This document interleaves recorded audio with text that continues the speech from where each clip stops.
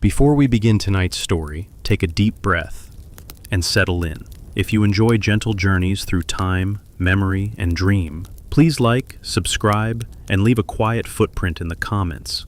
Tell us, where in the world are you listening from, and what time is it there right now? You might not be alone. Someone else may be dreaming beside you. Now, close your eyes and let the echoes begin. In a town stitched together by cobblestones and secrets, the night had its own keeper. His name was Elias North, and he lit the lamps. Not gas lamps, not anymore, but the old lamps, the ones that flickered with more than fire, the ones no one talked about. They stood taller than houses, wrapped in twisted iron like vines choked by time. Most thought they were only monuments, relics of the city's first founding when magic was still a whispered truth. But Elias knew better. He lit them every seventh night, and every seventh night, one of them spoke back. The town that slept through its own story. The townspeople lived quietly, not by choice but by tradition. They didn't ask about the lamps. They didn't ask about Elias. And they certainly didn't ask why the stars above their town seemed to shift places each week. Sleep came easily here, too easily. Children napped without dreaming. Mothers forgot the names of lullabies their mothers once sang. And shopkeepers locked their doors not by clockwork but by instinct, as if shadows ticked louder than time. Only Elias stayed awake, because someone had to remember. A note without a signature. It began on a Tuesday, the kind that smelled of stone dust and falling leaves. Tucked inside Elias's boot, carefully placed, not dropped, was a folded piece of parchment. It wasn't modern paper. It crackled like bark and burned cold at the edges. The writing was barely visible, like moonlight trapped in ink. Do not light the lamp on Dovetail Street. There was no name, no mark, no seal. But Elias didn't need any of that, because no one else knew how to write in the silver script anymore. No one, except the ones who were gone. The whisper beneath the flame. That night Elias walked his usual path. He passed shuttered bakeries, slumbering libraries, and doorways overgrown with ivy too stubborn to wilt. When he reached Dovetail Street, he paused. The lamp there looked the same as the others, tall, crooked, humming slightly. But its flame was already lit, which should have been impossible. He hadn't reached it yet. Elias stepped closer. The air grew colder. The lamp exhaled. And then it whispered. "Why did you forget me?" He staggered back. The voice wasn't threatening, it was wounded. He hadn't heard a lamp speak in years, and certainly never like this. The child in the glass. As Elias stared into the flickering flame, he saw something that shouldn't have been there. A shape, a figure, a child, small and wide-eyed, pressed against the inner wall of the glass lantern. She didn't move, she didn't blink, but she was real. Not a reflection, not a trick. Elias leaned in. "Who are you?" The child's lips moved, but the flame swallowed her answer. Then, from behind him, a second whisper. "You promised you'd never forget." The broken promise. Elias staggered back again, his heart beat loud in the silence. He had made a promise, a long time ago. Before the town began to sleep. Before the lamps stopped speaking. Before the names were erased. He just didn't remember what he promised, or to whom. The child's eyes, still locked on his, began to dim. A single word echoed in his chest, not from the flame, but from somewhere deeper. Begin again. The lamp flickered and went dark. Elias stood alone on Dovetail Street, in the one patch of shadow the town had forgotten. But he hadn't forgotten now, and whatever had been sleeping inside the lanterns was beginning to wake. Elias didn't go home that night. He couldn't. Not after what he'd seen, or heard, or remembered. Instead, he walked, not toward comfort, but toward memory, toward a place the townsfolk never mentioned, a place even maps refused to name, a narrow alley near the southern hill, twisted between two forgotten bakeries, where the ground hummed faintly, and the air always smelled of chalk and wax. It was known, long ago, as Soot Haven, but only one building still stood there, a house with no door. The wall that breathed it had no entrance, no windows, no bell, no latch, not even a crack. but Elias knew how to enter it. He placed his left hand on the stone, waited. Then he whispered the name of a flower that no longer grew, marrow lily. The wall inhaled. Then it opened, not like a door, but like skin parting at a scar. Inside, it was still. The air had weight, like it remembered every breath ever taken there. The house was filled with unlit lanterns, dozens, maybe hundreds, hung from ceiling beams like iron fruit. And in the center of it all, a map of the town made entirely of dust and cobwebs, with one small glowing light at the center, Dovetail Street. The Council of Sleep. This was not just any house, it was a sanctum, once belonging to the Lamplighter's order, an ancient circle sworn to keep dreams from spilling into waking life. They didn't just light fire, they lit memory. Each lamp had once held a story, a soul, a secret too dangerous to be left unguarded. And Elias had been one of them. Before the forgetting, before the town was made to sleep, he saw his old robes now, folded beneath the dust. He saw the sigils carved in the beams, half worn but still humming with something ancient. And then he saw the ledger, the book of lit names. And next to it, for the first time in decades, a new entry had appeared, still glowing with silver script, Child in the Glass, Awakened. A shadow without a source. Elias knew what he had to do. He had to relight them all.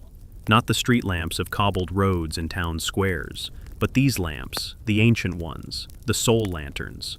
He took the ledger, he took his robe, and he turned toward the map.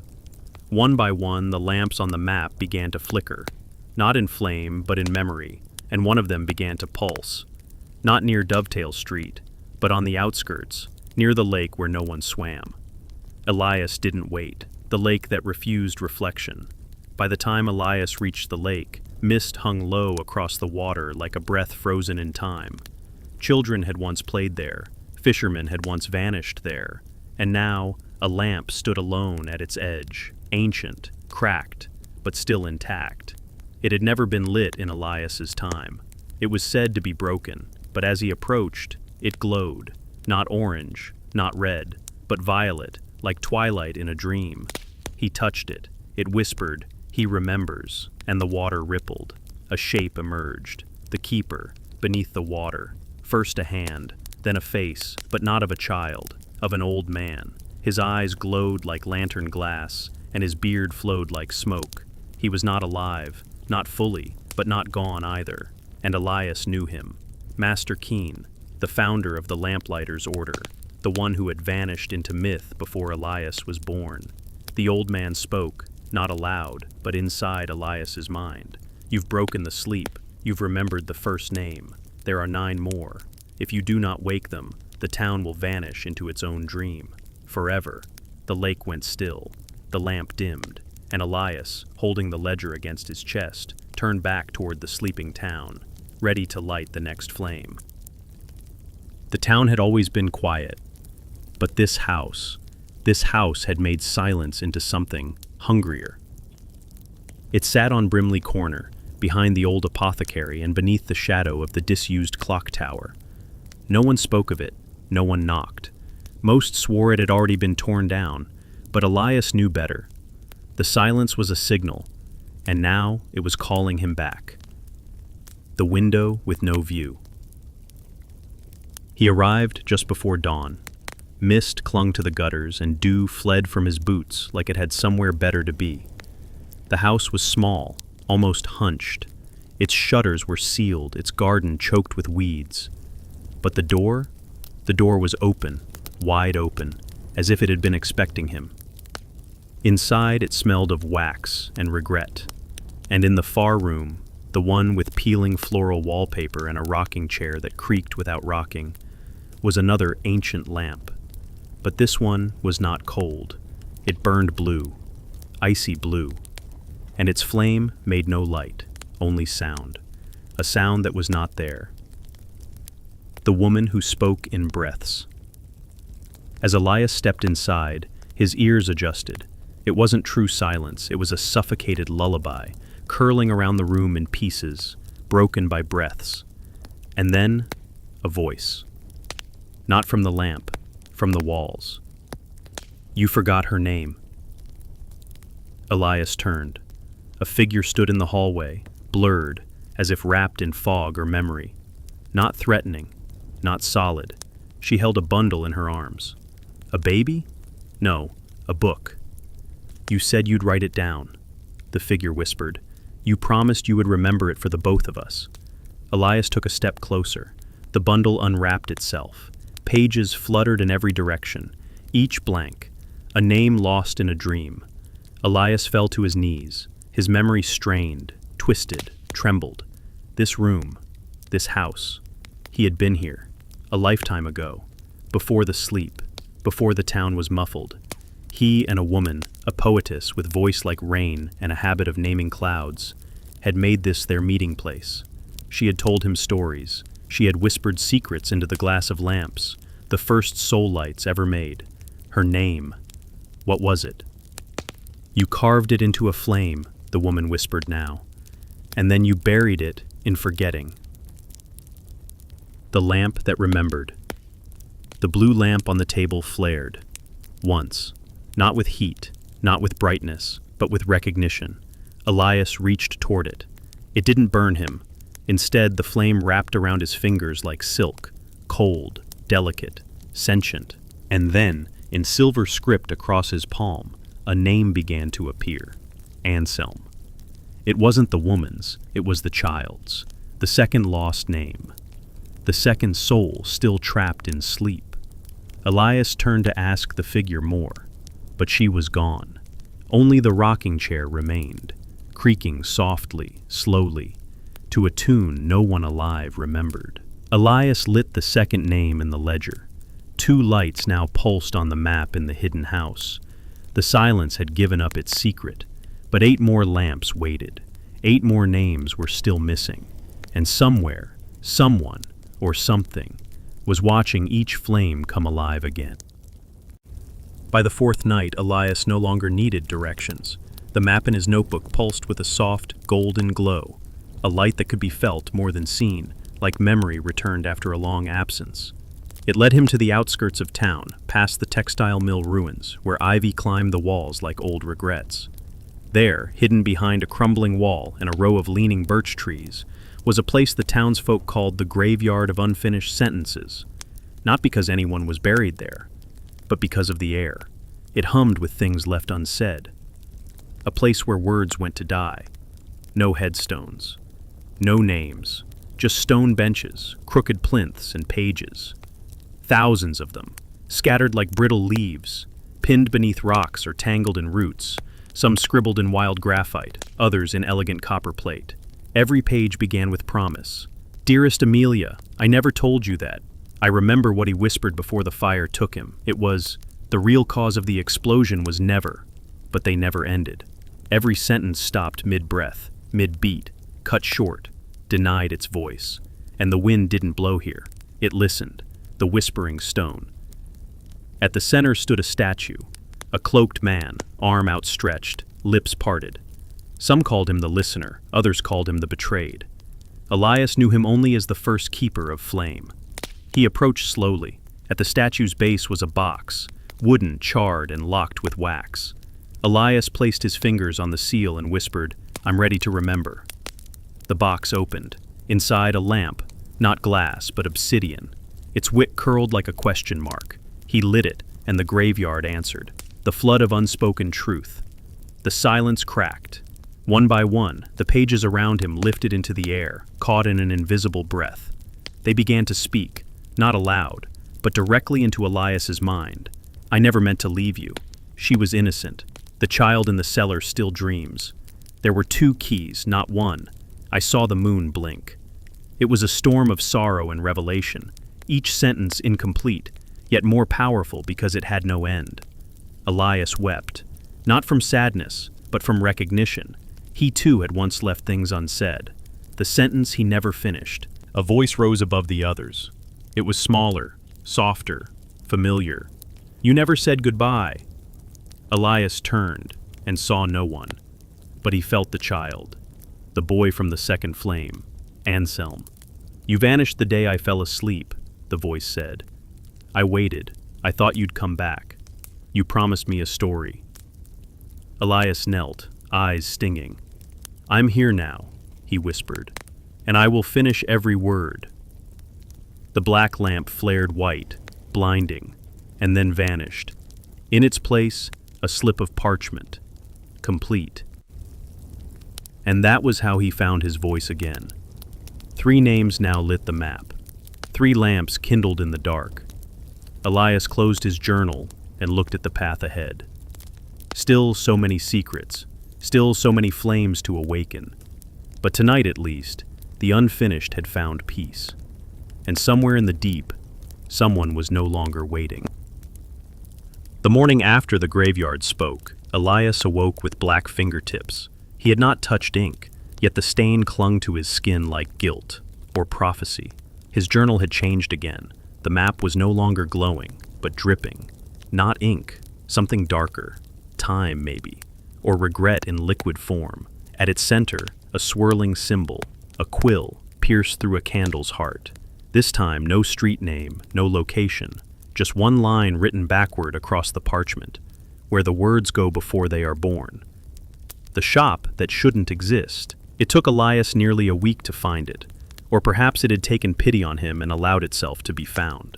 A crooked sign hanging above a door that did not exist yesterday. Inkwell and Hollow, writers of the never written. The door was too narrow for an adult. Elias, feeling smaller by the day, stepped inside. He was swallowed in ink, not black, not blue, but shimmering, shifting, like thought before it solidified into form. The air was thick with possibility. A desk with no ink. A single figure hunched over a vast wooden desk. His eyes were blindfolded with a red ribbon, yet his quill moved without pause. Words poured from his pen, flowing upward onto parchment that hovered mid-air. Elias stepped forward. The man paused. "You're late," he said, not unkindly. "I've been rewriting your endings." Elias frowned. "I haven't written anything." The man smiled. "Exactly." He handed Elias a scroll, sealed, fragile. "This was the letter you never sent to your brother." Elias froze. He had no brother. At least, he didn't remember one. But the seal was marked with a name he had once whispered in his dreams. Caden. The letter that wasn't. He opened the scroll. The words bled in reverse as he read. They told of a second boy, a shadow, who had once slept beside Elias in the attic of the orphanage, who had coughed through soot-choked lungs and whispered about touching the stars, who had vanished in a fire that Elias survived. They said he never existed. They called it smoke sickness, hallucination. But I remember his laugh, his stories, his name, Caden. My brother. The scroll dissolved. And so did the shop, the truth you cannot write. Elias awoke standing on cobblestone, scroll gone, ribbon in hand. It whispered as it unraveled. Some truths will only come when you're ready to bleed them backwards. He looked down. The ink on his fingers had faded, but the stories in his mind were louder than ever, curling like vines, twisting through shadow and sorrow. He wrote one line in his journal, almost without thinking. If dreams remember us, what else have we left behind? A fourth name lit up on the map. A fourth flame pulsed. And far away, in a memory no one believed in, Caden smiled. It appeared in the alley behind Elias's lodging house. Tall, oak, bound in iron, no knob, no hinges, no keyhole. And yet, every time he passed it, he could hear it breathe. Not metaphor, the door exhaled. Not wind, not trick of the draft, but the slow, measured breath of something waiting. And the worst part, it breathed in rhythm with his own. A door of memory, not wood. Elias touched it, warm, and when his fingers lingered, he saw himself, smaller, coughing, curled beside a hearth that was never lit. The orphanage again, the fire, Caden, but this time, something else. A woman's voice, low, lyrical. All flames forget their origin until the smoke calls them back. He pulled his hand away. The breathing stopped, but now there was a knock from the other side. When doors remember you. At midnight, the door changed. It no longer sat against brick. It stood in a field of lavender under a violet sky. Stars churned above like thoughts yet to be dreamed. Elias stepped forward. Still no handle, but the map in his notebook flickered. A symbol, a spiral of smoke, coiling inward. He took out his lamplighter's match, lit a single flame. The lavender field dissolved, the chamber of former lives.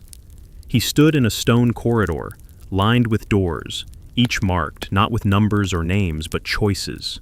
The letter not sent, the apology never spoken, the kindness refused, the lie that worked too well, the child you forgot you were. He walked past them all, each door pulsing slightly, as if daring him to enter. Then he found his, unmarked, but undeniably his. He opened it, and stepped into his first memory. A room of echoes. He saw a crib, a candle flickering in the corner, and two shadows arguing in whispers. He's different. He won't survive the cold. We can't keep him. The door slammed behind him. Elias screamed, but no sound left his throat. He was watching the moment he was left behind. A basket, a note, a silent decision. The world that would raise him in ash and soot, chosen by strangers. He fell to his knees, and the child in the crib looked at him, smiled, and vanished. The door opens inward. When Elias awoke, he was back in the alley. The door was gone, but a single nail lay where it had stood, still warm, still pulsing. He picked it up. The journal opened itself, and in fresh ink, one sentence appeared. We are born through doors we never chose, and underneath it, smaller, but we still choose which ones we close. The fifth flame ignited, and for the first time, Elias looked forward, not backward. The next mark on Elias's map pulsed faintly, not in flame this time, but in waves, rippling across the paper like tides on a windless night. And every time he touched it, his fingers came away damp with salt. Yet he was still in the soot-streaked city. The sea was miles away, and he had never seen it, not with waking eyes. But something within the map, or within himself, began to hum with longing. A longing not just to see the sea, but to remember it. The boy with gills. The journal revealed a strange memory, not his own, not entirely. A boy who slept beside a dying oil lantern, who claimed, when spoken to kindly, that he used to breathe water. Before I came here, he said, I had gills behind my ears. He was mocked, of course, beaten for lying. Yet Elias now recalled the boy's drawings, perfect renderings of oceans, coral gardens, creatures with transparent skin and glowing eyes, and the boy's constant whisper, "The lantern will remember, when it dreams again." Elias turned the page. The next mark burned like phosphorescence. The forgotten dock. He found it past the bramble wall of the south quarter, where no children played, and the fog clung like a memory that refused to clear. There, a single dock, splintered, leaning, stretched out over black water, and at the end, a rusted lantern, unlit. Elias struck a match. As the flame flickered to life, so did the dock. It grew, impossibly, with each breath, stretching out into the sea that was never there before. Salt wind blew through alleys, fish swam past windows, the city held its breath, and the lantern whispered. The story in the flame. Elias listened. The lantern hissed in rhythm, like a tide rolling in reverse. In the flame, he saw a boy sinking into ocean depths, not struggling, breathing. Schools of silver-threaded fish weaving around him like thoughts unspoken. A voice, ancient and motherly, whispering in the current. Some of you are born of air, others of sea, but only dreamers can cross. And then, the fire died, the sea vanished. Only the lantern remained, warm in Elias's hand. The truth beneath. Back in his attic, Elias placed the lantern beside his journal. It cast no shadow, only light, and in that light, the journal wrote on its own. To dream of the sea is to remember a time before the city stole your breath. And beneath it, a note. There are more like you, more dreamers, more keepers of forgotten light. 6 flames now danced on the map. The wind outside changed, and far away, beneath cobblestones and dreams, something began to stir. The seventh flame led Elias not outward, but deeper inward, not into the streets, nor the sea, nor memory, but into time itself. It began with the ticking, first in his dreams, then in the silence between his footsteps, then at last from within his chest. A soft click, like a second being counted, not lost, just measured. The journal's ink pulsed in rhythm. When Elias opened to the marked page, it bore only one line. Not all children age in flesh, some age in moments. The archives below the chapel told strange stories, buried in dust and torn parchment. One entry, dated 1799, told of a boy named Theo, taken in by a vicar, abandoned on the church steps during a thunderstorm. No papers, no name, but he could recite time like scripture. It is 4 hours, 23 minutes, and 16 seconds past the day my mother last spoke. The vicar wrote of the boy's eerie calm, his aversion to sleep, and his affinity for winding watches, even ones he'd never seen. But strangest of all, he never grew. 10 years, same face, same eyes, same heartbeat. The tower that doesn't toll. The next day, Elias followed the journal to the city's old bell tower, long condemned, its bell fallen, its spire leaning like a man too tired to pray. But inside he found it pristine. Every cog, every pulley, still gleamed. The air smelled not of rot, but metal and memory. At the center, a small bench, and on it, the child, Theo. He was waiting. "You've come late," he said, "but right on time." A clockwork conversation. Theo explained that he'd once been human, a child like Elias, but when his parents died in a fire and time became unbearable, he bargained. With what? He didn't know. Something in the walls of the orphanage, something that ticked. "I asked not to feel the pain of waiting anymore. So I became part of it. Now he existed in every second, alive only while the clock moved, trapped." "Do you know what it means to exist but never arrive, Elias?" Elias did, and Theo saw it in his eyes. The trade Theo offered Elias a key, cold, etched with Roman numerals. It would unlock the small door at the top of the tower. Behind it, the heart of time for their city. "If you turn it," he warned, "you'll forget something important, but you'll gain a minute not meant for you." Elias turned it, and forgot his birthday, but gained 1 minute of absolute clarity. In that minute, he saw every path he could have taken, every version of himself, the thief, the hero, the lonely man, the forgotten name, the lamplighter, and still, he chose to be this one, the one who remembers others. The eighth flame. The journal wrote, "Some are born to keep time, others to mend it." The flame lit itself, and for the first time, Elias felt like he was no longer walking through forgotten paths, but building one. And behind him, though he didn't know it, Theo smiled, because now the ticking had passed on. Elias was beginning to hear things in the walls. Soft clicks at first, then patterns, then a rhythm that felt like language. Not spoken, not written, but tapped, like fingernails on glass, like signals sent from behind some distant veil. And always after midnight. The journal pulsed again, this time not with flame, but with sound.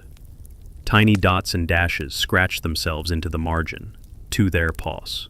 Elias didn't speak Morse, but he knew a message when it found him, and it was coming from a house that had been empty for over 50 years.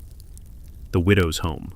The address led him to a crooked building in the city's hollow quarter, a neighborhood long condemned, known for strange echoes and lights in fog. The house sagged like it had wept for too long, a widow in mourning. Neighbors said no one had lived there since Mrs. Sallow disappeared. They called her the veiled Morse widow. She'd lost her sailor son in a shipwreck and was said to sit by the radio nightly, tapping codes into the void, hoping he'd tap back. One night, she vanished. Only the tapping remained. When the house breathes, Elias crossed the warped threshold. The air was thick, not stale but charged, like a storm held in wood. Every floorboard creaked in tones. Every drip from the broken faucet echoed like a reply. He found the source upstairs. A dusty radio, still warm, though it hadn't been powered in decades. Beside it, a broken photograph, a tin of ashes, and a child's drawing of the sea with one word scrawled beneath it. Still out there. Suddenly, the tapping began again, but not from the radio, from the house itself, the dreaming walls. The walls pulsed in dots and dashes. The journal, resting on Elias's shoulder, translated. She never left. She became the message. Mrs. Sallow had vanished into longing, into rhythm, until the house itself became her body, her grief, her Morse. She wasn't waiting for her son anymore. She was calling to someone who could carry her message forward. Elias replies. He tapped back, a slow, careful rhythm. I hear you. What do you want me to remember? The house shuddered. A cabinet door flew open. Inside, a lantern, small, sealed shut with wax and etched with carvings that pulsed in time with Elias's heartbeat. The moment his fingers touched it, he saw her, Mrs. Sallow, veiled in black, holding a candle to the sea, whispering codes that became dreams. He struck a match. The lantern blazed, not gold, but deep blue. The light of oceans never reached. The ninth flame. Elias stepped outside. The fog cleared for a moment. Stars above blinked, in Morse. Not random, but part of the same message, from her, from all of them. Don't forget us. Don't forget to dream back. The journal closed itself. The ninth flame burned on the map, and somewhere far across the sleeping city, another door unlocked itself. Dusk fell over the city like velvet drawn across a stage. Shadows lengthened, lanterns flickered awake, and Elias stood still. The 10th and final flame burned not on a map, but inside him. The journal was silent now. Its pages no longer turned. It had led him here, but this last step was his alone. And the place? Back where he began. Not in the city, but on a quiet hill where the wind hummed hymns through rusted iron gates. A graveyard. His own name etched in stone. The name that waited. He approached the grave, heart stiff in his chest. The stone was chipped, half erased by time and rain. Only the first letters remained. E.M. Beloved son, vanished in fire. The rest had been lost, and yet, he remembered now. The fire. He'd been a boy in the factory, soot-cheeked, too young to understand loss, but old enough to carry it in his lungs. The blaze had started in the chimney. He had tried to wake the others, the smaller boys, the ones always too silent. And then, the smoke, the collapse, the silence. Everyone had thought he'd died. But he hadn't, not truly. He had burned through time, carried by echoes, lifted by lamplight, woven into the stories of others who had been almost forgotten. He hadn't just survived. He had been chosen to remember. The return. A soft voice stirred the dusk. You came back. A child stood behind him, the one from the alley, the one who had disappeared the night Elias lit his first flame. But he wasn't a stranger now. He was Elias before, still dusty, still afraid. The past self he left behind to carry the weight of the future. Do I become you? The child asked. Elias smiled. Only if you're brave. What if I'm not? Then you'll become someone else, and that's just as good. The child stepped forward. Together they touched the final lantern, one Elias had hidden behind the gravestone as a boy, long ago, never knowing why. They lit it, the 10th flame. The flame rose golden and whole, not just light, but memory. It carried faces, Mrs. Sallow, Theo, the girl of shadows, the clockmaker, the sailor's song, the cellar's hum. It carried every story he had gathered, every child who had whispered into the dark, "Don't let me vanish." The flame answered back, "I remember you, afterlight." The city awoke with a new kind of hush. People spoke gently that night. Children dreamed of oceans they hadn't seen. Widows slept without the radio. And lamplighters, if you can find one, walk their routes slower, with something reverent in their stride. Elias? He walks too, sometimes by lamp, sometimes by moon, and if you listen closely, you might hear him tapping on the cobblestones, a soft rhythm in Morse. You are seen. You are loved. You are light. End of The Lamplighter's Secret.